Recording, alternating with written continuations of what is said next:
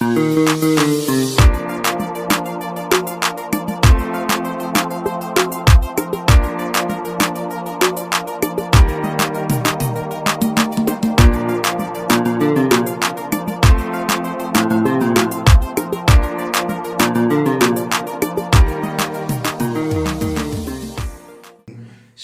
bien-aimés, bienvenue à Connexion Divine.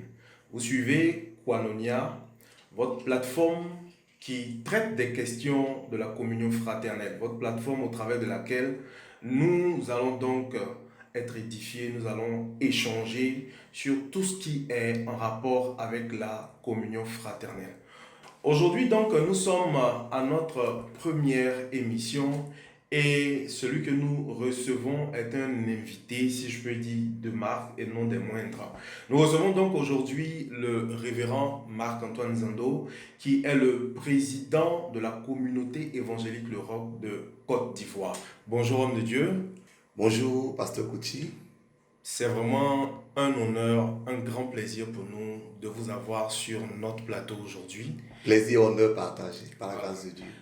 Pour partager de ce thème qui est tellement important pour l'Église et pour les bien-aimés, qui est la communion fraternelle. Le thème d'aujourd'hui, c'est communion fraternelle, source de bénédiction. Et donc avec vous, révérend, nous allons donc aborder ce sujet. Avec vous, nous allons le décortiquer. Que le Seigneur vous bénisse encore. Amen. Pareillement, que Dieu bénisse toute personne qui nous suit et que sa grâce coule dans leur vie, dans le nom de Jésus. Amen. Alors, donc, révérend, qu'est-ce que la communion fraternelle? Très bonne question. Je veux prendre comme référence la Bible. Dans Actes chapitre 2, le verset 42, il nous est parlé de l'église primitive et il est dit que les disciples persévéraient dans la communion fraternelle. Donc ici, le mot communion fraternelle apparaît dans Acte 2, 42. Et le mot grec qui est utilisé, c'est koinonia. Donc koinonia, ça veut dire le partage, la mise ensemble, le vivre ensemble. Donc la communion fraternelle, c'est ce qui nous amène à partager, à vivre ensemble, à communiquer ensemble. C'est ce qui nous rassemble en fait. Donc, je peux appeler la communion fraternelle tout ce qui nous rassemble. Merci, révérend. Nous retenons que la communion fraternelle est tout ce qui nous rassemble. Nous avons dit tantôt, nous avons évoqué le thème de notre émission qui est communion fraternelle, source de bénédiction. C'est ça. Révérend, j'ai cru que si je priais beaucoup, si je jeûnais beaucoup, si je faisais beaucoup d'offrandes, je n'avais pas de problème à avoir des bénédictions. Mais dites-nous, en quoi est-ce que la communion fraternelle, peut-être qui pour beaucoup n'est pas forcément un acte spirituel, peut être source de bénédiction? C'est très important ce point de vue parce que beaucoup d'entre nous sont privés de la bénédiction parce que nous négligeons la communion fraternelle. Vous savez, Psaume 133, le verset 1, c'est un des versets que j'aime beaucoup. Il est dit qu'il est doux et agréable pour des frères de demeurer ensemble. C'est là que Dieu envoie la bénédiction en abondance. C'est comme l'huile qui coule sur la tête et sur la barbe d'Aaron. Donc, il y a un lieu de bénédiction. Et ce lieu, c'est quand les frères demeurent ensemble. Jésus m'a dit, quand 2 ou 3 sont assemblés en mon nom, je me tiens au milieu d'eux. Ça veut dire que quand tu es seul, Dieu ne t'entend pas. Ça veut dire simplement que même si Jésus est avec nous de manière individuelle, le fait que nous soyons ensemble attire la grâce et la bénédiction de Dieu. Lorsque 2 ou 3 sont assemblés, je me tiens au milieu d'eux. Vous savez, généralement, quand nous avons un fardeau ou un sujet qu'on ne peut pas résoudre seul, Dieu veut que nous soyons ensemble pour le résoudre. Il y a d'abord une grâce d'être ensemble, il y a un soutien mutuel d'être ensemble, mais il y a surtout, comme dit Psaume 133, c'est là que Dieu fait descendre la bénédiction en abondance. Donc oui, la communion fraternelle est une source de bénédiction.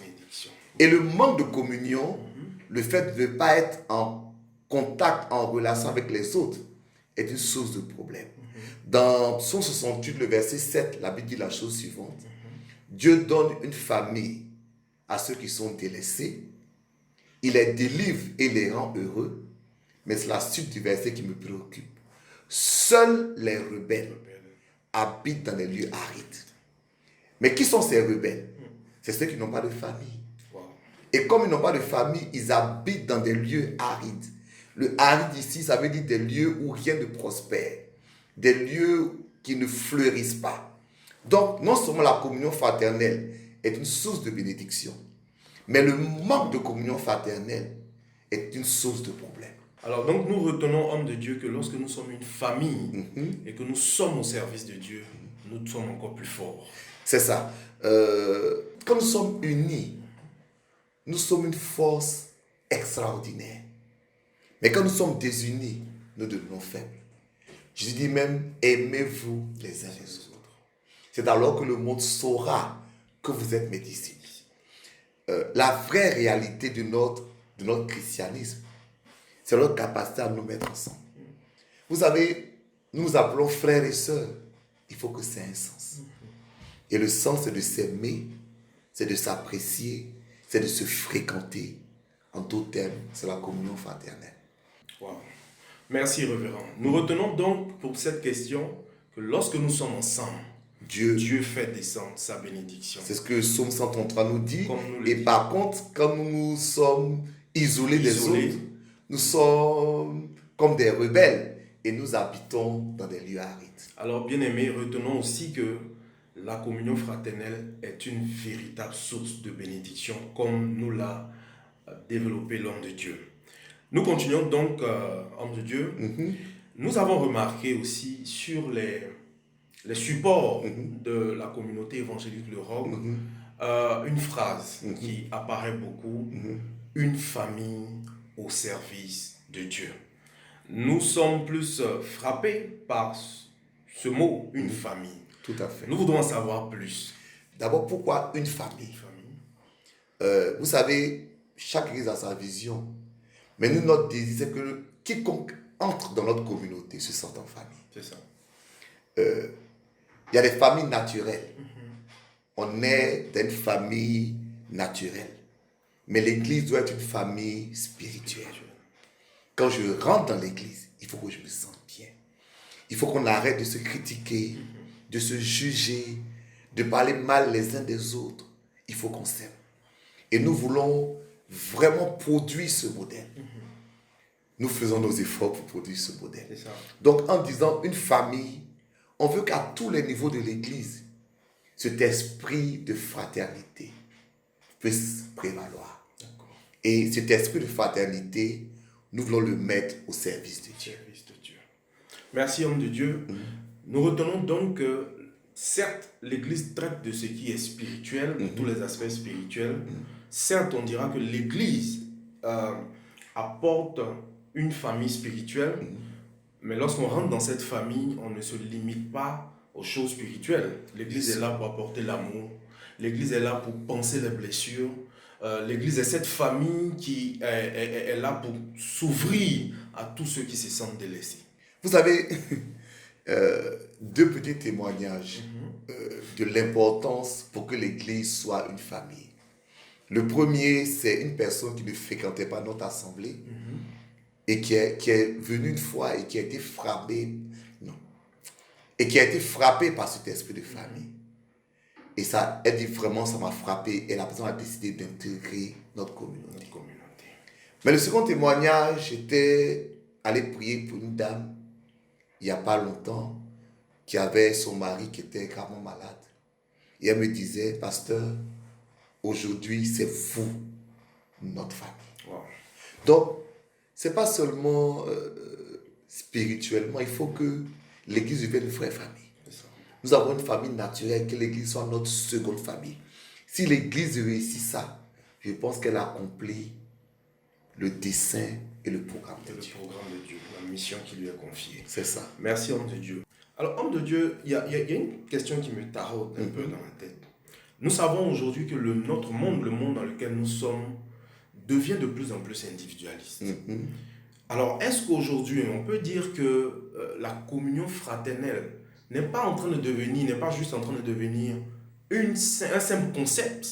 est-ce que la communion fraternelle, dans ce monde de plus en plus individualiste, est une réalité? Est-ce que c'est une réalité? Je ne pourrais dire. Est-ce que c'est une nécessité? Je dirais oui. Merci.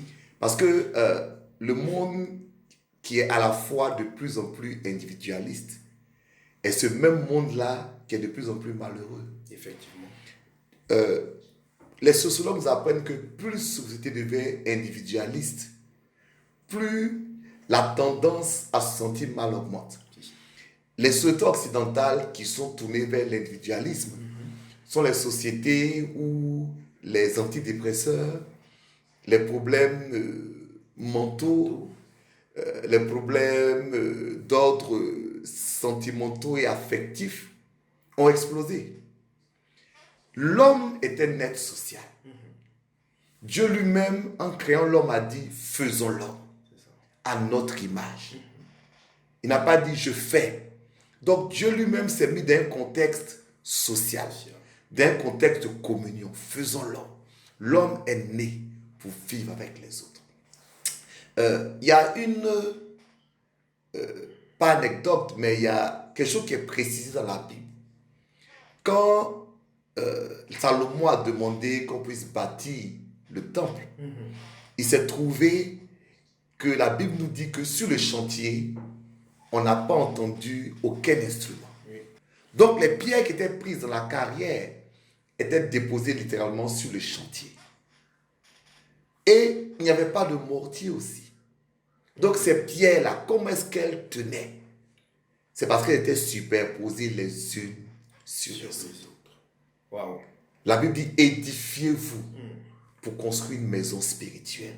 Cette maison-là, la Bible dit comme des pierres vivantes. Donc comment je tiens? Parce que mon frère me soutient. Parce que mon frère prie pour moi que je tiens. Parce que mon frère m'encourage que j'avance. Parce que je cause avec lui que je suis encouragé. Mais si je suis seul, qui m'encouragera? Qui me soutiendra? Quand je perds quelqu'un, qui sera avec moi? Quand j'ai une joie, qui va se réjouir avec moi? L'homme n'est heureux que dans la société. Et si tout le monde abandonne la communion, il faut que l'Église restaure la communion. Pour que la communion fraternelle, nous qui sommes des pierres vivantes, nous puissions nous édifier pour former une maison spirituelle, mais en nous appuyant les uns sur les autres. Wow. Merci, homme de Dieu. Je tiens parce que mon frère me soutient. C'est exactement ça. Merci. Et je pense que, comme vous l'avez dit, c'est tellement clair. Nous comprenons aujourd'hui que la communion fraternelle n'est pas juste un concept. La communion fraternelle est possible. Elle est possible, elle est souhaitable, elle est même nécessaire. Je dirais même elle est un remède aujourd'hui à ce monde qui devient de plus en plus individualiste, parce que cette individualité aujourd'hui crée beaucoup de problèmes mentaux, psychologiques, les taux de suicide, de dépression, et de... En fait, plus une société individualiste, plus les problèmes d'ordre psychologique augmentent. Et donc l'Église aujourd'hui devient ce remède par le biais de la communion fraternelle. Quand tu rentres à l'Église, tu rentres dans une famille. Wow. Et il faut que... Et là, je m'adresse à chaque chrétien, parce qu'il ne faut pas qu'on rejette ceux qui rentrent dans notre famille. Il faut qu'on ait un cœur d'acceptation. Nous venons tous d'origines différentes. Mais l'Église est une famille. C'est ça. Aimez-vous les uns les autres. L'apôtre Paul dit, il n'y a ni grec, ni juif. Il n'y a ni homme, ni femme, ni esclave, ni homme libre. En d'autres termes, nos conditions sociales, ethniques, religieuses, ça veut dire d'origine, et même politiques, ne doivent pas nous diviser. Nous sommes une famille. Merci, homme de Dieu. Je pense que cela ouvre une brèche à ma dernière question, ou à ma dernière intervention.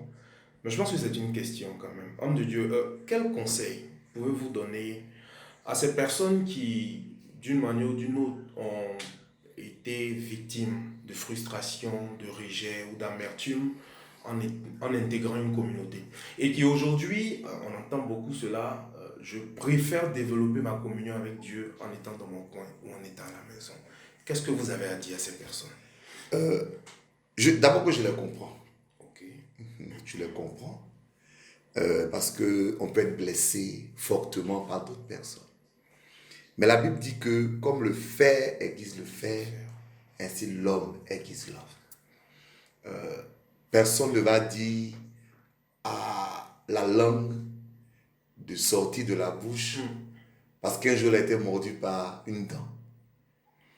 Ça arrive. Si la langue sort de la bouche, elle perd sa place. C'est ça.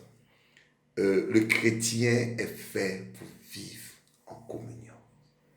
Acte 2:42, il persévérait dans la communion fraternelle. Et c'est là que je veux m'arrêter. Il persévérait.